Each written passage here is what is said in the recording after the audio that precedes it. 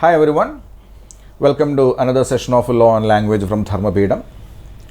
So we are actually dealing with how the primary auxiliary verbs are being used in the tenses. In the previous sessions we have seen how be forms and have forms are used in the three different tense forms. Be form is primarily used in the continuous tense forms, have form is basically used in the perfect tense forms, and both have forms and be forms are used in the perfect continuous tenses. So in the beginning of this particular session, when we are dealing with how this primary auxiliary verbs are used in the tenses, I have told you, let us keep the simple tense aside, we will go with the continuous tense. This is basically because we have to have a clarity regarding how these forms are used in the sentence. So the major issue to understand how do forms are used in the simple tense form is that in many situations, we will not be able to see a do form separately in a sentence. A bit difficult to understand. See, when we used be forms in a sentence, we could see is, am, are, was, were in the sentence, right? He is eating. He is eating. This particular sentence is present continuous tense because we have used a be form in present tense is in that, and the main verb was used in the ing form, right? He was going, past continuous tense, because was is a past tense form of be which is used in the sentence followed by a main verb in the ing form.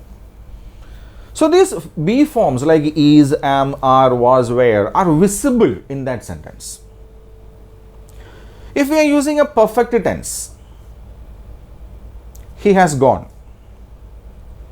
Has is seen there as a have form. Or they had finished it.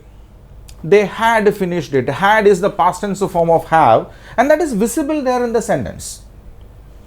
But when we use a do form in a sentence, it may or may not be visible. Mostly it won't be visible. So first of all, before going into the simple tense, this particular concept we need to understand. We have seen the different forms of verbs in one of our earlier sessions. All main verbs can be written in different forms.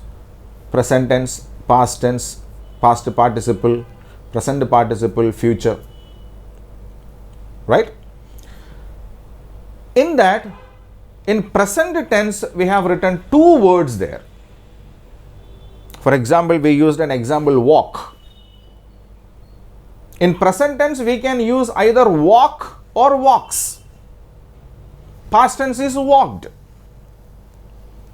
If we take the verb go, in present tense we can have two forms again, go or goes. Past tense is went. So why do we have two different words in the present tense form? And again we said walk is used when the subject is plural, they walk. Walks is used when the subject is singular, he walks. Right?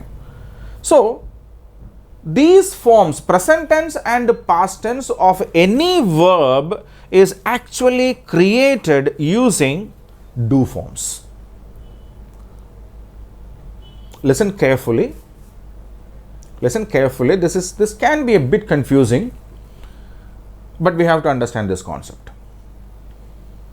We know every verb forms are created from a base verb, right?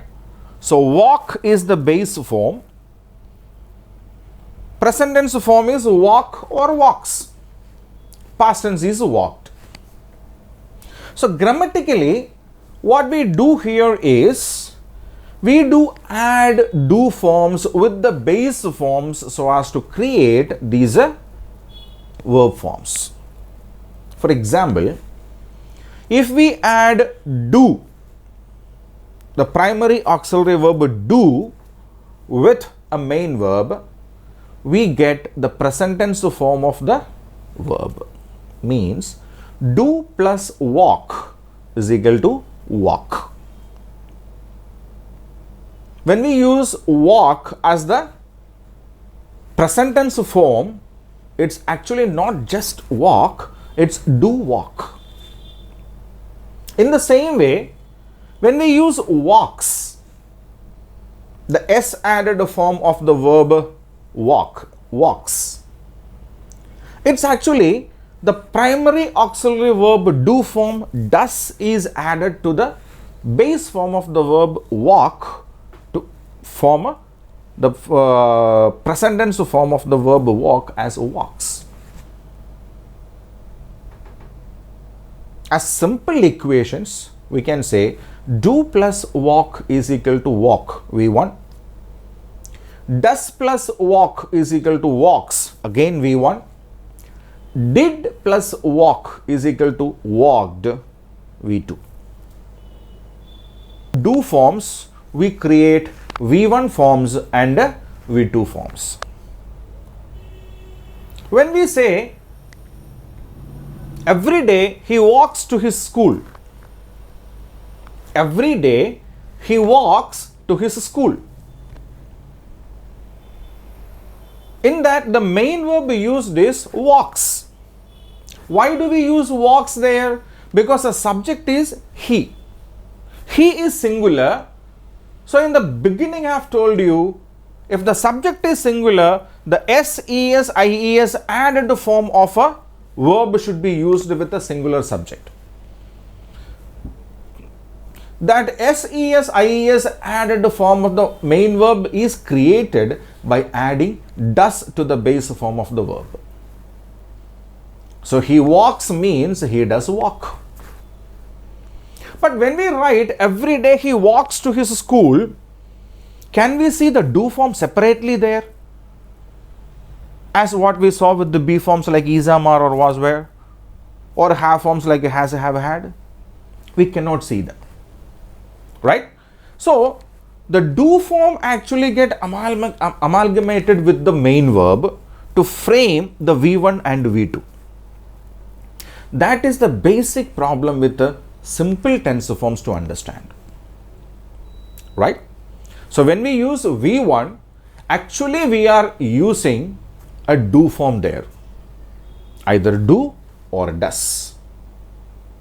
Or when we are using a simple past tense, we are actually doing or using V2, did, with the sentence. So, in understanding this particular concept of simple tenses, definitely we have to understand this particular concept.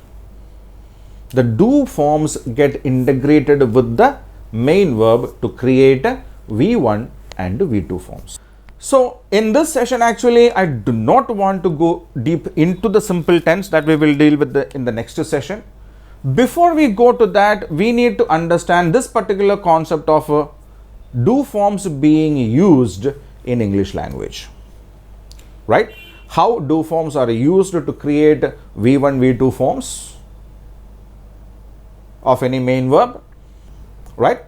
So listen to this audio carefully, understand it properly, then it will be easy for us to understand how do forms are used in creating the simple tense forms. All right? Thank you.